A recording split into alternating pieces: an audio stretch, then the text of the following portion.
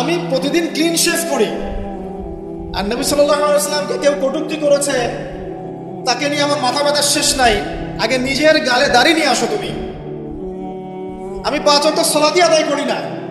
ইসলামকে নিয়ে কেউ যদি ব্যঙ্গ করে, আমি এমন শোডাউন শুরু করি যাতে মনে হয় আমি একমাত্র পাক্কা মুসলিম, আর মুসলিমই না।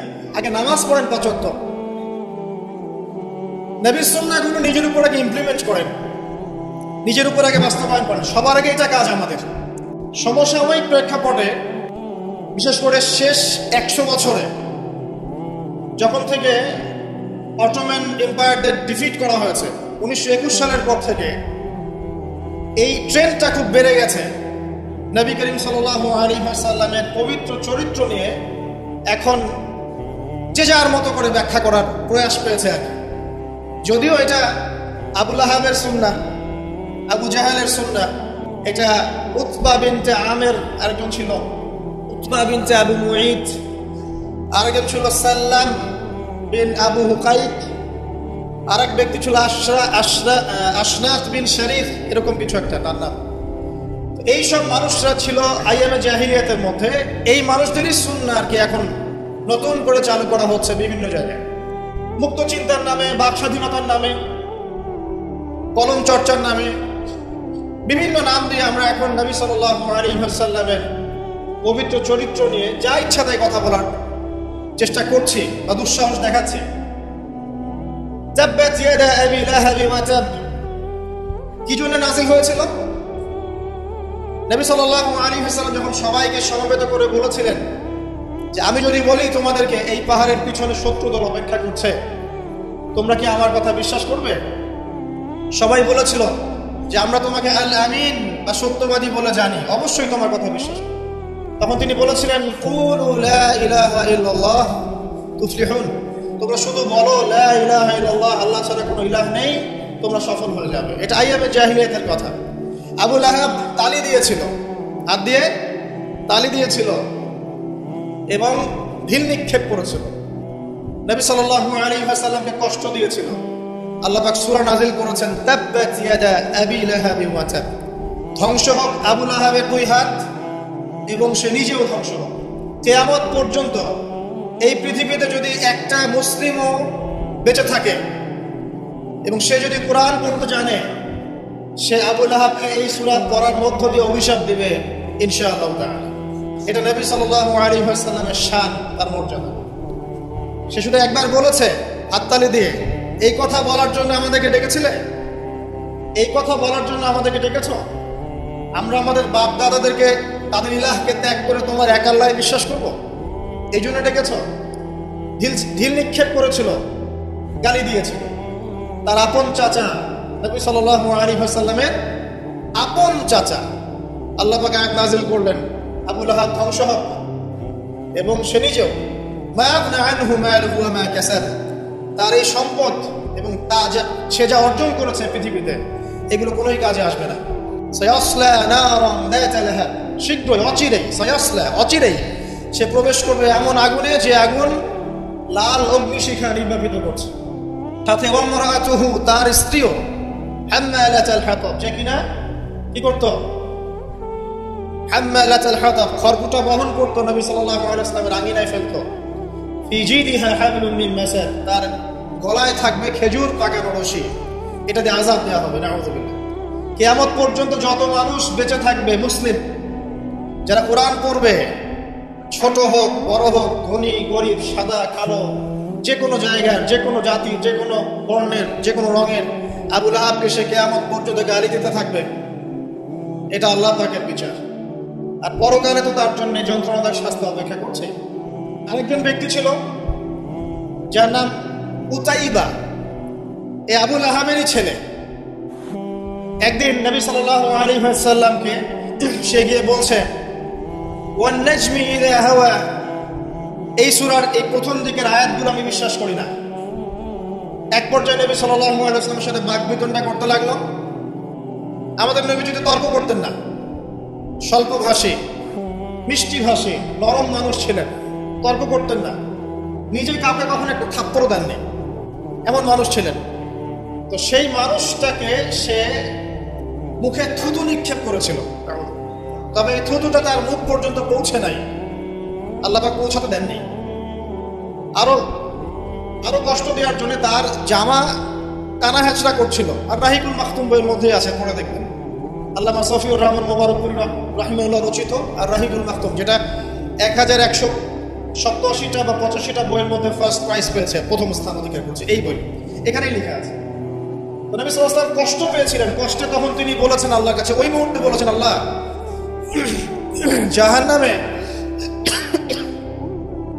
জাহান্নামে তোমার যে কুকুরগুলো আছে, জাহান্নামে কুকুর আছে আযাব দেওয়ার জন্য, এগুলোর মধ্যে একটা এর পিছনে আল্লাহ তুমি লেলিয়ে দিও। এটা বদদুয়া করেছেন নবী সাল্লাল্লাহু আলাইহি ওয়াসাল্লাম। আমাদের কিছু সুশীল আছে, তারা বলতে চায় যে নবী সাল্লাল্লাহু আলাইহি ওয়াসাল্লাম কখনো কটু ভাষা ব্যবহার করতেন না, কখনোই না। প্রয়োজন বোধে নবী সাল্লাল্লাহু আলাইহি ওয়াসাল্লাম বদদুয়াও করেছেন। প্রয়োজন বোধে নবী সাল্লাল্লাহু আলাইহি ওয়াসাল্লাম টানা 1.5-2 মাস ধরে বদদুয়া করেছেন। কোথায়? রাজির ঘটনা। রাজি একটা ঝর্ণার নাম, একটা কূপের নাম, এক একজন এক একভাবে ব্যাখ্যা করেন। এখানে 10 জন সাহাবীকে চোরাগুপ্তা হামলা চালিয়ে হত্যা করা হয়।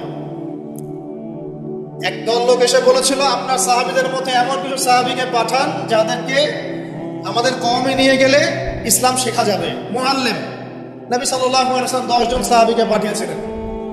এই 10 জনকে ট্র্যাপে ফেলে, এখন যেমন মুসলিমদেরকে ট্র্যাপে ফেলে হত্যা করা হয়, ট্র্যাপে ফেলে 10 জনকে হত্যা করা হয়। 3 জন ভাগ্যবশত বেঁচে যান, পাহাড়ের উপরে আশ্রয় নেন।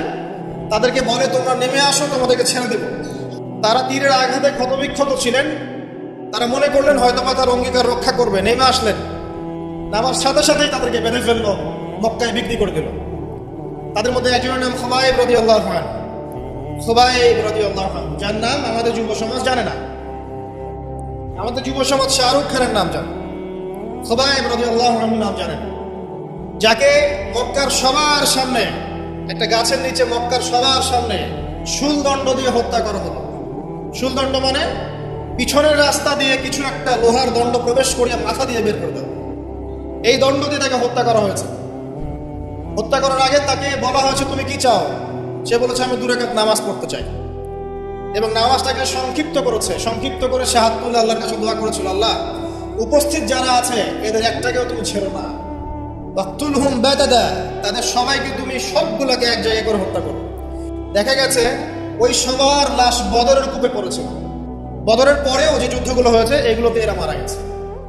বদরের পরে যে যুদ্ধগুলো হয়েছে এর পরে এগুলো মারা গেছে। আসলে ঘটনাটা বদরের পরেই সম্ভবত। যাই হোক, আমি যেটা বলতে চাচ্ছি, খুবাইব রাদিয়াল্লাহু আনহুকে তখন অপশন দেওয়া হয়েছিল যে তোমার জায়গায় যদি মুহাম্মদ সাল্লাল্লাহু আলাইহি ওয়াসাল্লামকে হত্যা করি, তুমি কি নিষ্কৃতি নিবে? সে তখন বলেছিল রাদিয়াল্লাহু আনহু যে আমার জায়গায় মুহাম্মদ সাল্লাল্লাহু আলাইহি ওয়াসাল্লামের একটা চুলকেও যদি আঘাতপ্রাপ্ত করা হয় আমি সেটাও বরদাস্ত করব না। এবং তিনি তখন একটা কবিতা আবৃত্তি করেছিলেন, বিভিন্ন কিতাবের মধ্যে কবিতাটা আছে, ওয়ালাস্তু বালি হিনা উক্তালু মুসলিমান, আমি কোনো পরোয়াই করি না যখন আমাকে মুসলিম হিসেবে মৃত্যু দেওয়া হচ্ছে। আলাই জামিন কানিল্লাহি মাসমাই, যে পাশেই আমাকে পাশ ফেরানো হোক না কেন, এই পাশ আল্লাহর জন্যই। ওয়াযালিকা লিলাহ ওয়া ইয়াশা, তিনি এমন একজন ইলাহ যিনি চাইলে ইউবারিক আলা ফি কুল্লি শিলইন মুমাসাআদ, তিনি আমার দেহের প্রত্যেকটা হাড় এবং গোশতের টুকরায় বারাকা দিতে পারেন। তাকে এভাবে শহীদ করা হয়। তো এই 10 জনকে ট্র্যাপে ফেলে হত্যা করা হয়েছিল। খুবাইব রাদিয়াল্লাহু আনহু তাদের মধ্যে একজন। খেয়াল করে দেখেন, নবী সাল্লাল্লাহু আলাইহি ওয়াসাল্লাম এই ঘটনার পরে 1 থেকে 1.5 মাস তিনি টানা বদদুয়া করেছেন এই কওমকে যেন আল্লাহ পাক ধ্বংস করেন। ঠিক আরেকটা ঘটনা এর কয়েক মাস পরে ঘটে যায়, এর নাম বীরে মাউনার ঘটনা। বীরে মাউনা একটা জায়গার নাম, যেখানে একইভাবে দিন শেখার কথা বলে দায়ীদেরকে ডেকে নিয়ে এসে 70 জন দায়ীকে একসাথে হত্যা করা হয়েছে চাপে ফেলে। এই জিনিসগুলো হিস্ট্রির কথা মনে করিয়ে দেয় আমাদেরকে। ইসলামের ইতিহাস পড়ে দেখেন, মঙ্গলরা, ওইদিকে রোমকরা, বাইজেন্টাইনরা বিভিন্ন সময় মুসলিমদেরকে ভেবে ট্র্যাপে ফেলে হত্যা করেছে। মসজিদে ঢুকিয়ে চারদিক থেকে মসজিদকে পুড়িয়ে দিয়েছে, আগুন দিয়ে দিয়েছে। এরকম অনেক ঘটনা ঘটেছে ইতিহাসে। আব্বাসীয় খেলাফতের সময় মঙ্গলরা যখন আক্রমণ করেছিল, মাত্র 40 দিনের ব্যবধানে 10 থেকে 20 লক্ষ মানুষকে হত্যা করেছে, সবাই মুসলিম। একটা কথা মনে পড়ে যায় ঘটনাটা বলতে গেলেই, ওই সময় আব্বাসীয় খেলাফতের যে মানে আমির ছিলেন বা খলিফা ছিলেন, তারা মোটামুটি দুনিয়া পূজারী হয়ে গিয়েছিলেন আর কি। দুনিয়ার যে মোহ তাদের মধ্যে ঢুকে গিয়েছে, ধন সম্পদ জমা করে করে এক একজন স্তূপ করেছিল। তো মঙ্গল যে কমান্ডার ছিল, যে হত্যা করেছে, সে আব্বাসীয় খলিফাকে তখন হেসড়ে নিয়ে এসে বলছে, কি চাও? সে বলছে, আমি পিপাসার্ত, পানি চাই। ওকে কারাগারে নিয়ে গিয়ে ওর মুখটা দুজন মিলে খুলে, দুজন দূর থেকে ধরে সোনার পয়েন্ট ঢালা হয়েছে গলার মধ্যে। ওটা খাও, এগুলো পান কর। ওই মঙ্গল কমান্ডার, যে মঙ্গল, ওই যে হালাকু খায়ের নাম শুনেছেন, চেঙ্গিস খান, ওদের বংশধর, সে বলছিল যে এই যে ধন সম্পদগুলো তোমরা জমা করেছিলে, মুসলিমদেরকে বলছে, মুসলিম খলিফাকে, এই ধন সম্পদগুলো তোমরা যে জমা করেছিলে, এইগুলো যদি নিজেরা জমা না করে তোমাদের জনগণের কল্যাণে ব্যয় করতে, তারা আজকে তোমার পক্ষে যুদ্ধ করতো। এখন এগুলো খাও, পানি নাই। মঙ্গল কমান্ডারের কাছে শিক্ষণীয় বিষয় আছে না? যেটা বলছিলাম, নবী সাল্লাল্লাহু আলাইহি ওয়াসাল্লাম ক্ষেত্র বিশেষে বদদোয়া করেছেন। এই ব্যক্তির সম্পর্কে বদদোয়া করেছিলেন যে আল্লাহ আমাকে কষ্ট দিয়েছে, আমার মুখে থুতু নিক্ষেপ করতে চেয়েছে, আমার পোশাক ছিঁড়ে ফেলেছে, আল্লাহ তুমি তোমার জাহান্নামের কুকুরের মধ্যে একটা কুকুরকে দেখে খাইয়ে দিও। এই ব্যক্তি সিরিয়ায় গিয়েছিল ব্যবসা করতে, হঠাৎ করে রাত্রেবেলা দেখে চারপাশে বাঘ। আর এগুলো কোনো গালগল্প নয়, হঠাৎ করে বাঘ চারপাশে। সে বলছে আমি মারা যাব। তার সঙ্গী সাথীরা বলছে যে আমরা তো এখানে আছি, কোনো সমস্যা নেই, আমরা তো কিছু দেখতে পাচ্ছি না। সে বলছে না, আমি যা দেখতে পাচ্ছি তোমরা দেখতে পাচ্ছ না। রাতের অন্ধকারে ঠিকই একটা বাঘ এসে তার গলা গর্দান ছিঁড়ে নিয়ে চলে গেছে। ওই যে বদদোয়া নবী সাল্লাল্লাহু আলাইহি ওয়াসাল্লামের, এই যে ফল। আরেকদিন নবী সাল্লাল্লাহু আলাইহি ওয়াসাল্লাম নামাজ পড়ছেন কাবার হাতিমে, সেজদা দিয়েছেন। উকবা বিন আবি মুঈত, একজন কাফের, ওই যে উটের, বড় উটের ঘটনা জানেন না, উটের নাড়ি ভুড়ি নিয়ে এসে তার গর্দানে গলায় চাপিয়ে দিল, আর পা দিয়ে নবী সাল্লাল্লাহু আলাইহি ওয়াসাল্লামের গালটাকে ঠেসা দিয়েছিল, যাতে প্রায় তার চোখ বের হয়ে আসতেছে এমন একটা অবস্থা। যদি কাউকে এভাবে চাপ দেওয়া হয় খুব জোরে, চোখটা লাল হয়ে যাবে না? এইভাবে স্পষ্ট লেখা আছে সিরাতের গ্রন্থগুলোতে। নবী সাল্লাল্লাহু আলাইহি ওয়াসাল্লামকে এই অবস্থা থেকে উদ্ধার করলেন তার মেয়ে ফাতিমা রাদিয়াল্লাহু আনহা। আল্লাহর নবী প্রচন্ড কষ্ট পেলেন এই দিন, প্রচন্ড কষ্ট, এবং হাত তুলে তিনি একটা একটা করে নাম উল্লেখ করতে থাকলেন। আল্লাহ আবু জাহেল ইবনে হিশাম, উকবা বিন আবি মুঈত, উতবা, শাইবা, রাবিআ, নাম উল্লেখ করতে থাকলেন। আল্লাহ এদেরকে তুমি ছিল না, এদেরকে দেখে নিন। নবীজি একবার যখন আল্লাহর সামনে বলবেন কিয়ামতের মাঠে, আল্লাহ আমার উম্মত, আল্লাহ আমার উম্মত, আল্লাহ পাক এক দোয়াতেই নবী সাল্লাল্লাহু আলাইহি ওয়াসাল্লামকে বলবেন, তোমার উম্মতের মধ্যে যার অন্তরে সরিষা পরিমাণ ঈমান আছে ওকে বের করে নিয়ে আসো। সেই মানুষ যদি বদদোয়া করে নাম ধরে, তাদের কি অবস্থা হবে এবার চিন্তা করেন। সেই মানুষের শান, তার মর্যাদা, তার চরিত্র নিয়ে কেউ যদি কথা বলে, কটূক্তি করে, তার অবস্থা পরকালে কি হবে চিন্তা করেন। দুনিয়াতে হয়তো কিছু হবে না, হয়তো পার পেয়ে যাবে। এই দুনিয়াটা চূড়ান্ত ফলাফলের জায়গা নয়। আর মুসলিমরা এখন দুর্বল, তাদের আল্লাহর কাছে দোয়া করা ছাড়া এখন কোনো অপশনও নাই। দোয়ার অনেক অনেক ক্ষমতা আছে। নবী সাল্লাল্লাহু আলাইহি ওয়াসাল্লাম দোয়া করলেন, এই 10 জন ব্যক্তির লাশ বদরের প্রান্তরে পাওয়া গেছে। আবু জাহেল দেখবেন বদরের নিহত হয়েছে, উতবা, শাইবা, সবগুলা বদরের কূপে। এবং কূপে যখন তাদেরকে ফেলা হয়েছে, নবী সাল্লাল্লাহু আলাইহি ওয়াসাল্লাম কূপের পাশ দিয়ে যাওয়ার সময় বলছিলেন, তোমরা কি তোমাদের জাযা পেয়ে গেছো? তখন সাহাবীরা বলছে, ইয়া রাসূলুল্লাহ, তারা তো মাইয়িত, তারা তো শুনতে পাচ্ছে না, আপনি কার সাথে কথা বলছেন? নবীজি বললেন, অবশ্যই তারা আমার কথা শুনছে। আরেকজন ব্যক্তি ছিল যে নবী সাল্লাল্লাহু আলাইহি ওয়াসাল্লামকে নিয়ে এই কবিতা, গল্প, নৃত্য, মেয়েদেরকে নাচাতো, এসব তৈরি করতো, মক্কায় ছড়াতো। তার নাম আশনাক বিন শরীক। একটু বৃদ্ধ লোক ছিল, বুদ্ধিজীবী টাইপের আর কি, খুব পণ্ডিত। তো এই কাজ করতে থাকতো। নবী করিম সাল্লাল্লাহু আলাইহি ওয়াসাল্লাম বদদোয়া করেছিলেন, প্লেগ, বসন্ত, গায়ে পচন ধরার মধ্য দিয়ে লোকের মৃত্যু হয়েছে।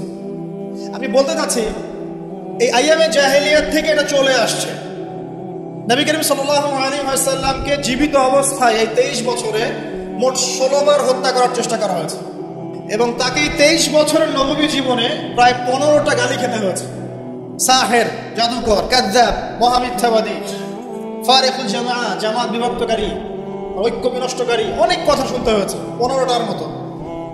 কাবা ঘরে যখন তিনি তাওয়াফ করছেন মক্কা বিজয়ের পর, তখনও তাকে চোরাগস্তা হামলা চালিয়ে হত্যা করার চেষ্টা করা হয়েছে।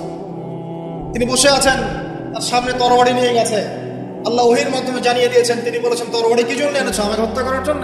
সাথে সাথে সে মুসলিম হয়েছে। ইহুদিরা ডেকেছে, এই যে বনু নাজির গোত্র, যাদের ঘটনা সূরা হাশরের মধ্যে বর্ণিত আছে। সূরা হাশরের পিছনে দেখবেন বনু নাজিরের ঘটনা আছে। বনু নাজির এরা ডেকেছে নবী সাল্লাল্লাহু আলাইহি ওয়াসাল্লামকে, চুক্তি নিয়ে আমরা কথা বলবো, আমরা শান্তি নিয়ে কথা বলবো, এই জন্য ডেকেছে। নবী করিম সাল্লাল্লাহু আলাইহি ওয়াসাল্লাম আবু বকর রাদিয়াল্লাহু আনহুকে নিয়ে গিয়েছেন, দেয়ালের পাশে বসেছেন, উপর থেকে পাথর ফেলে হত্যা করার চেষ্টা করেছে। আল্লাহ পাক জানিয়ে দিয়েছেন, তিনি সেখান থেকে চলে গেছেন। প্রায় 16 বার, আমার ছোট্ট গবেষণা, সিরাতের বইগুলো পড়ে দেখেন, প্রায় 16 বার তাকে হত্যা করার চেষ্টা করা হয়েছে। তাকে জীবিত অবস্থায় প্রায় 15টা গালি খেতে হয়েছে। কিন্তু প্রত্যেকটা বিষয়ের রিফ্লেকশন একই রকম ছিল না। মাক্কি জীবনে নবী সাল্লাল্লাহু আলাইহি ওয়াসাল্লাম প্রচন্ড সবর এবং ধৈর্যের পরিচয় দিয়েছেন। দোয়া করেছেন, বদদোয়া করেছেন, হিদায়াতের দোয়া করেছেন। কিন্তু মাদানী জীবনে যখন নবী করিম সাল্লাল্লাহু আলাইহি ওয়াসাল্লাম যখন একটা স্টেটের প্রধান, রাষ্ট্রপ্রধান, তার কাছে ইকোনমিক পাওয়ার, পলিটিক্যাল পাওয়ার, সামরিক পাওয়ার সবকিছু আছে, একটা সুপার পাওয়ারের মতো, ঠিক তখন তিনি এই অপবাদগুলো সহ্য করেন নাই। একজন ব্যক্তির নাম কাব বিন আশরাফ, নবী করিম সাল্লাল্লাহু আলাইহি ওয়াসাল্লাম সাহাবীদেরকে বলেছেন ওকে মেরে চলে আসো। সাহাবীগণ এই মিশনটা বাস্তবায়ন করেছেন। পরে আরেকজন ছিলেন সাল্লাম বিন হুকাই, আর এক ইহুদি নেতা।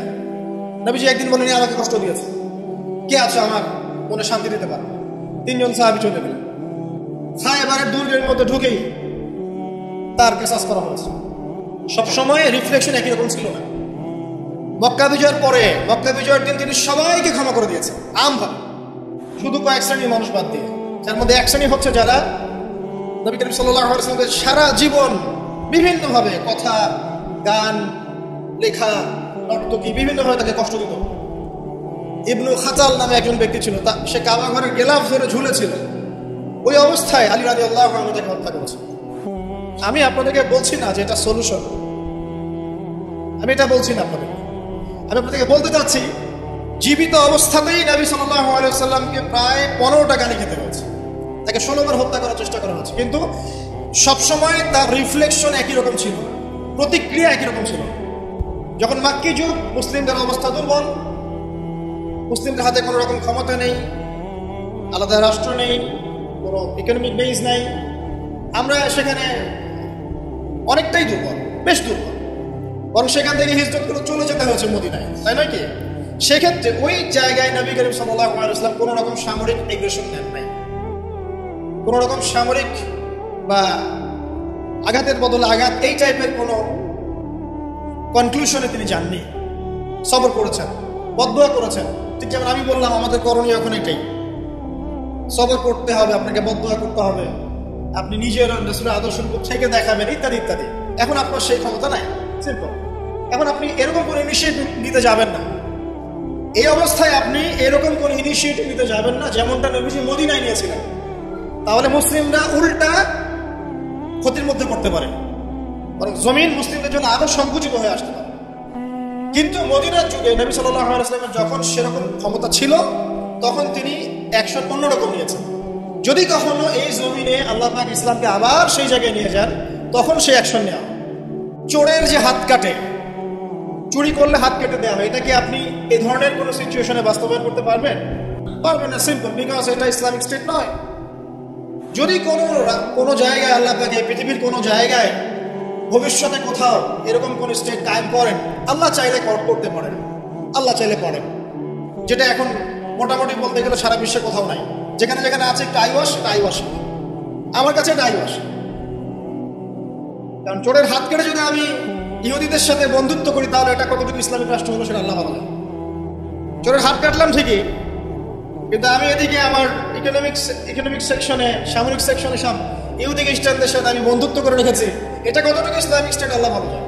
যাই হোক, ওদেরকে নিয়ে আমার মাথা ব্যথা না। বিষয়টা হচ্ছে, যদি কখন আল্লাহ পাক এমন কোনো জায়গা দেন মুসলিমদেরকে ভবিষ্যতে, তখন চোরের হাত ঠিকই কাটা হবে, তখন ব্যভিচারের শাস্তি ঠিকই দেওয়া হবে, জেনার জন্য বেত্রাঘাত করা হবে, ইত্যাদি ইত্যাদি। কিন্তু সেটা তো আপনি এখন করতে পারবেন। তাই এখন কোন আত্মঘাতী অবস্থায় যাবেন না, এটা সবচেয়ে বড় কথা। আমার আগে সবচেয়ে প্রথম নসিহত, নবী করিম সাল্লাল্লাহু আলাইহি ওয়াসাল্লামকে নিয়ে অনেক কথাবার্তা হচ্ছে, চারপাশে হবে, এমন কোন আত্মঘাতী পদক্ষেপ নেবেন না যাতে ইসলাম আরো সংকুচিত হয়, মুসলিমদের অবস্থা আরো খারাপ হবে। এখন কি করবেন সেটা আমি আগে বলছি। প্রথম কথা হচ্ছে, এখন আপনাকে আমাকে নিজেকে আগে নবী সাল্লাল্লাহু আলাইহি ওয়াসাল্লামের সুন্নতের উপর দাঁড়াতে হবে। আমি প্রতিদিন ক্লিন শেভ করি, আর নবী সাল্লাল্লাহু আলাইহি ওয়াসাল্লামকে কেউ কটূক্তি করেছে, তাকে নিয়ে আমার মাথা ব্যথার শেষ নাই।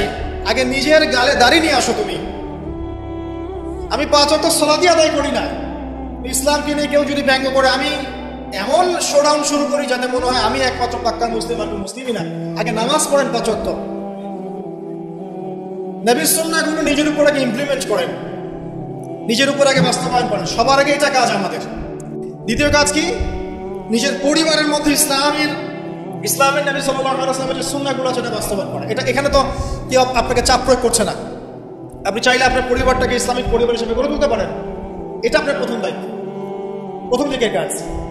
নবীর সুন্নাহর উপর থেকে মানুষকেও সুন্নাহর দিকে ডাকা, এটা কাজ। নবীর আদর্শে নিজে আগে এস্টাবলিশ হয়ে দেখানো যে এটাই নবীর সুন্নাহ। আজকে আমাদেরকে দেখলে অনেক সময় মানুষ বাজে মন্তব্য করে, মুসলিমরা যে মাথা কম দিচ্ছে, মুসলিমরা মজুদ করছে, মুসলিমরা সুদ খাচ্ছে, মুসলিমরা ঘুষ নিচ্ছে, মুসলিমরা দুর্নীতি করছে, মুসলিমদের দিকে আঙুল তুলছে সবাই। এই জিনিসগুলো কি নবীর আদর্শ? আমরা তো নিজেরাই নবী করিম সাল্লাল্লাহু আলাইহি ওয়াসাল্লামের আদর্শের উপর অ্যাপ্রোপ্রিয়েটলি থাকতে পারছি না, তাহলে আমরা কি সত্যিকার অর্থেই আদর্শ উম্মাহ হতে পেরেছি? আমাদের প্রথম কাজ আগে এইটা, আগে নিজের উপর এটা ইমপ্লিমেন্ট করা। দেখবেন এভাবে যখন আমরা প্রত্যেকেই নবীর সুন্নাহ মেনে চলবো, জীবনে, পারিবারিক জীবনে, ইবাদতে, অর্থনীতিতে, সমাজে, চলাফেরায়, মুআমালাতে, দেখবেন ইনশাআল্লাহ তাআলা আস্তে আস্তে আস্তে আস্তে দেখবেন পরিবেশ পরিস্থিতি সব পরিবর্তন হবে। তাই প্রথম নসিহত, অনেকেই কিছু উগ্রপন্থী কমেন্ট করে থাকেন ফেসবুকে, এইটা ওইটা, এগুলোতে যাবেন না প্রিয় ভাইয়েরা। এগুলো আমাদের দিনের জন্য উল্টা ক্ষতি ডেকে আনবে। এবং যারা ইচ্ছাকৃতভাবে মুসলিমদেরকে উস্কায়, তারা চায় যে মুসলিমরা এমন কোনো কাজ করুক যাতে তারা মুসলিমদেরকে ডমিনেট করার কোনো সুযোগ খুঁজে পায়। আত্মঘাতী কোনো পদক্ষেপে যাবেন না, এটা আমার প্রথম নসিহত। এবার আসেন, আমরা কয়েকটা পয়েন্টে দেখাবো নবী সাল্লাল্লাহু আলাইহি ওয়াসাল্লাম আসলে কেমন চরিত্রের মানুষ ছিলেন, কি করেছেন, এবং দিন শেষে তিনি কি পেয়েছেন, আমাদেরকে কি দিয়ে গেছেন, এবং আমাদের বেসিক্যালি তার জীবনী নিয়ে কি কি কাজ করা দরকার। আমি জাস্ট এতটুকু কথা বলে আজকে খুব শেষ করব। আমি একটা পয়েন্ট দিয়ে শুরু করছি। 1 নাম্বার দেখেন, নবী করিম সাল্লাল্লাহু আলাইহি ওয়াসাল্লাম যে সমাজে ছিলেন, আইয়ামে জাহিলিয়াত বলি না আমরা, কেন বলি? কারণ সেখানে জাহিলি কাজ হতো। এই তো জাহিলি কাজ মানে অজ্ঞতাপূর্ণ কাজ, মূর্খতাপূর্ণ কাজ। তাহলে জাহেলকে যে জাহিলিয়াতের কাজ করে সেই জাহেল, আলেমকে যে ইলম অনুযায়ী আমল করে সে আলেম, একইভাবে জাহেল সে যে জাহিলিয়াতের কাজ করে। আইয়ামে জাহিলিয়াতে নবী সাল্লাল্লাহু আলাইহি ওয়াসাল্লাম যখন নবী হচ্ছেন বা নবী হওয়ার আগে পরের সময়টা আপনি একটু সিরাত ঘাটাঘাটি করে দেখেন, দেখবেন ওখানে মেইন সমস্যা ছিল শিরক, আল্লাহ পাকের একত্ববাদের সাথে শিরকের মিশ্রণ 1 নাম্বার। 2 নাম্বার ছিল রিবা, সুদ। সমাজের ইকোনমি পুরো সুদ ভিত্তিক ছিল। 3 নাম্বার দেখবেন মাদক, খামার, খালি মাদকের ছড়াছড়ি। 4 নাম্বার দেখবেন এই যে নারী জাতির ফিতনা, নারীর অবমাননা, নারীকে মোটেই মূল্যায়ন করা হতো না।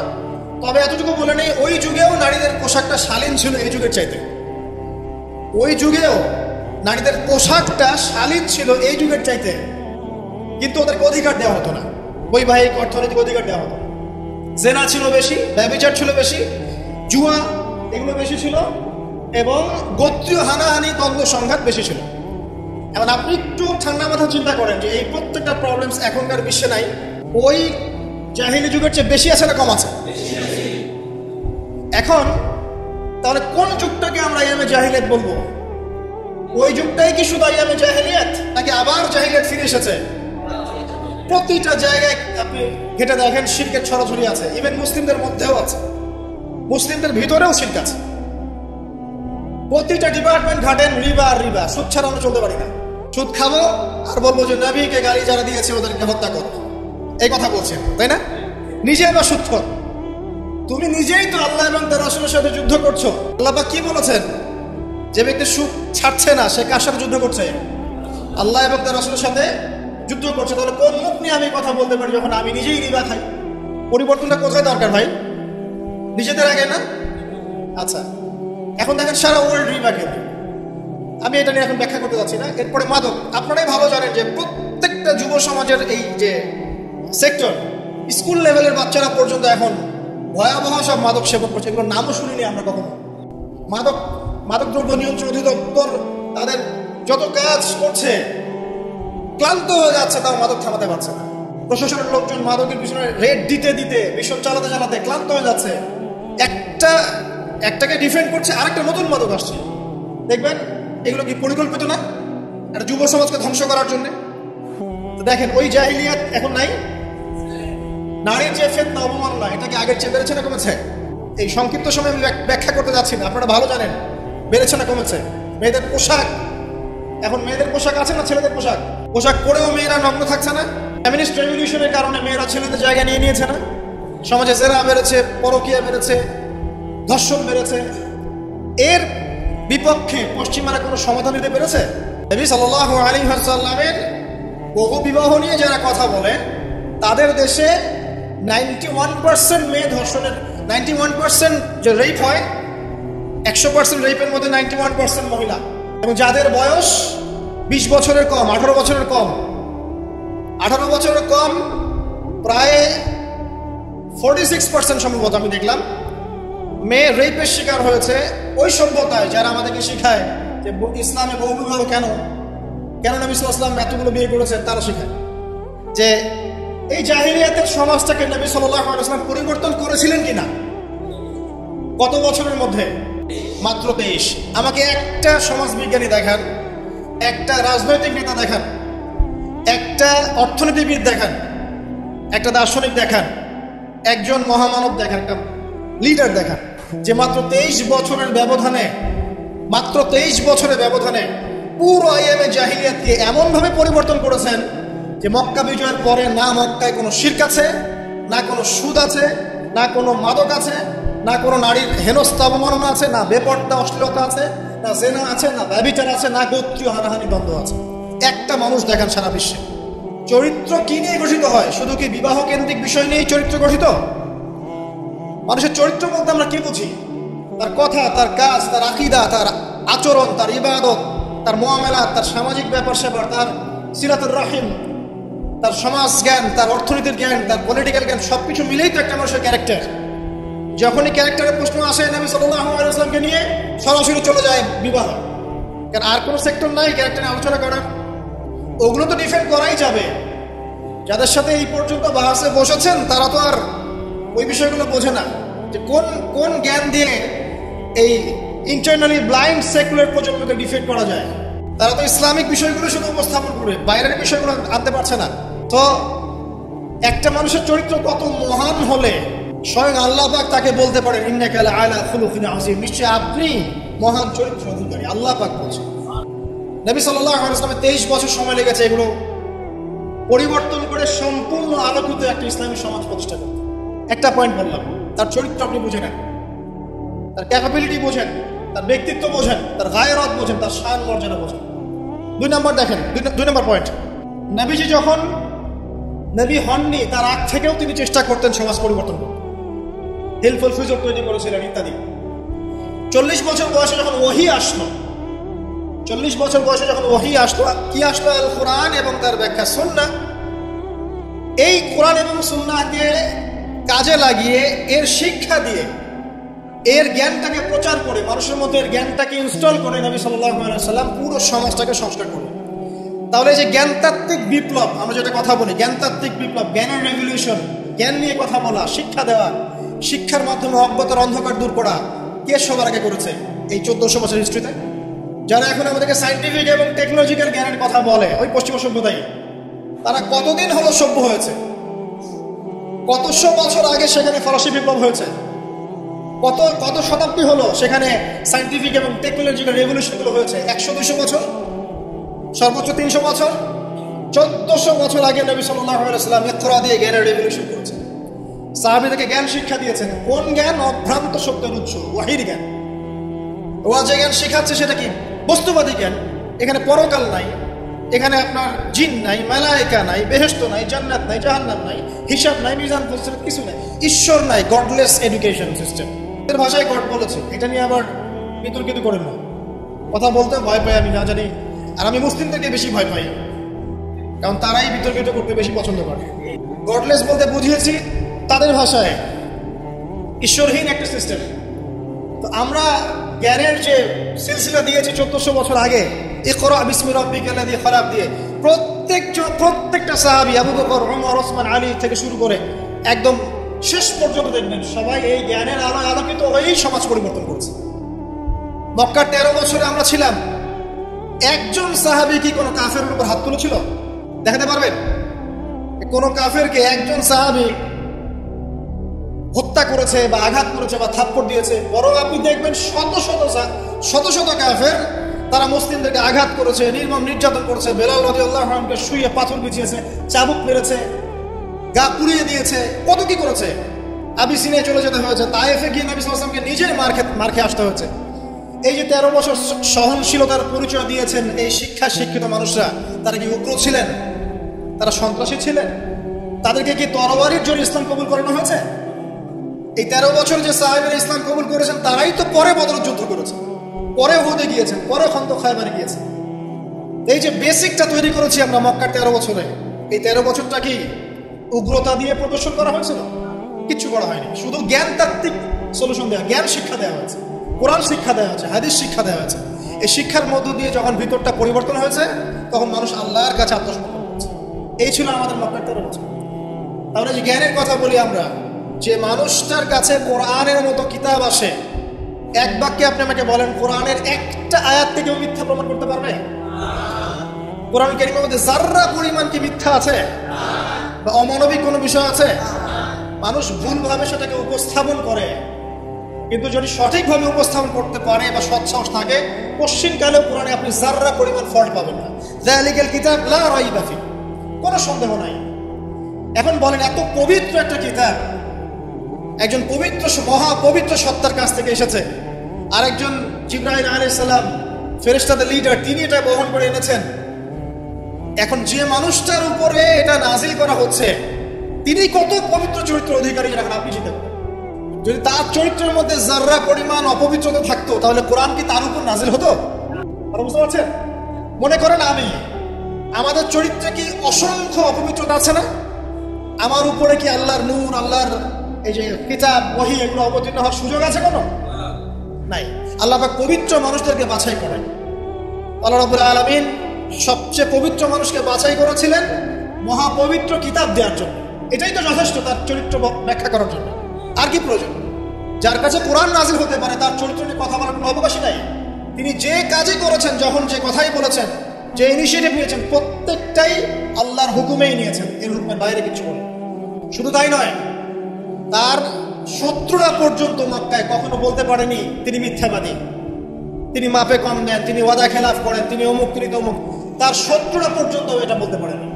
বরং তার শত্রুরা বলেছিল এইভাবে যে তোমাকে আমরা অবিশ্বাস করি না, বরং তুমি যে কোরআনের কথা বলছো এটাকে আমরা অস্বীকার করছি। আমরা দিয়েছি, নবী সাল্লাল্লাহু আলাইহি ওয়াসাল্লাম দিয়েছে। আর এই জ্ঞান না থাকলে আপনি তো শূন্য। আমরা ঠিকই তো আছি জ্ঞানের উপরে। আর একটা বিষয় সবার কান খুলে শুনে রাখা উচিত, পবিত্র কোরআন এবং সহিহ সুন্নাহ বা নবী সাল্লাল্লাহু আলাইহি ওয়াসাল্লামের সুন্নাহর মধ্যে এমন কোনো বিষয় নাই যেটা ব্যাখ্যা করা হয়নি। এটা মানতে যদি আপনার আপত্তি থাকে, আমরা আপনার সাথে লড়াই করবো না, আমরা আপনার সাথে ঝগড়া করবো না, বিবাদ করবো না, আপনাকে আঘাত করবো। আপনাকে বিনয়ের সাথে বলবো আপনি আরো 10 বার স্টাডি করেন, আপনি আরো 10 বার স্টাডি করেন, কোরআন এবং সুন্নাহকে আরো 10 বার স্টাডি করেন। আপনি খুঁজে পাবেন ইনশাআল্লাহ কোরআন এবং সুন্নাহর মধ্যে কোনো রকমের ভুল ত্রুটি, মানবতা বিরোধী কিচ্ছু নেই। আল্লাহ পাক আমাদের সবাইকে বোঝার তৌফিক দান করুন।